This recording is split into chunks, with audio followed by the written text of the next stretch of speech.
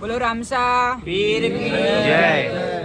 તો મારું નામ છે ગોપુ અને હું છું આપણા મહીસાગર જિલ્લાના સંતરામપુર તાલુકાનો વતની છું. જે સંતરામપુરની બાજુમાં જે ગામ છે એન્દ્રા, જે માલવણ સિટીની બાજુમાં જ આવેલું છે. આમ તો હું પ્રોપર બધાને સંતરામપુર જ કહું છું, કેમ કે મને બધા પૂછે કે ગોપુભાઈ તમે ક્યાંના રહેવાસી, તમે વતની ક્યાંના છો? તો હું બધાને મહીસાગર જિલ્લો અને સંતરામપુર તાલુકો કહું છું, કે જે મારા બાજુમાં જ એક તાલુકો છે સંતરામપુર.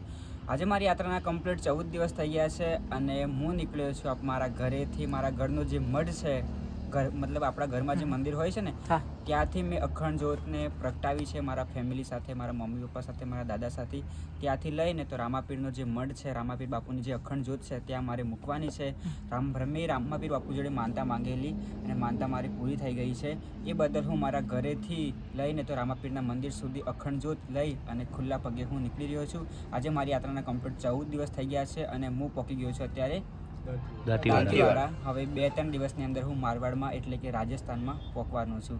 અને હજુ બી મારે કમસે કમ અમે મતલબ 400 જેવું અમારું કટ થયું છે અને હજુ બી 400 જેવું બાકી છે. એટલે હજુ બી અમારી યાત્રામાં કમસે કમ 12 થી 13 દિવસની અંદર. ગોપુભાઈ, તમને લોકોનો સાથ સહકાર કેવો મળ્યો? અમને અમારા મહીસાગર જિલ્લો, અરવલ્લી જિલ્લો, બનાસકાંઠા અને સાબરકાંઠા ખૂબ જ રામાપીરનો પ્રેમ મળ્યો છે. અને જે તમે અત્યારે જોઈ શકો છો કે અવનવા અમારી સાથે, મતલબ અમે જે વિડીયો મૂકીએ છીએ એવા અમારી સાથે વિડીયો શૂટ થાય છે. જેમ જેમ અમે આગળ વધતા રહ્યા છીએ એમ રામાપીરના ભક્તો, ભાઈ ભક્તો અમારી યાત્રામાં જોડાઈ જાય છે. અને હું વાત કરું તો મારા ઘરેથી અત્યાર સુધી હું નીકળ્યો છું ને, એમ મારી જોડે જે અખંડ જ્યોત છે એના કમસે કમ 2 લાખથી પણ વધુ ભાઈ ભક્તોએ અખંડ જ્યોતના દર્શન કરી લીધા છે. ઓકે.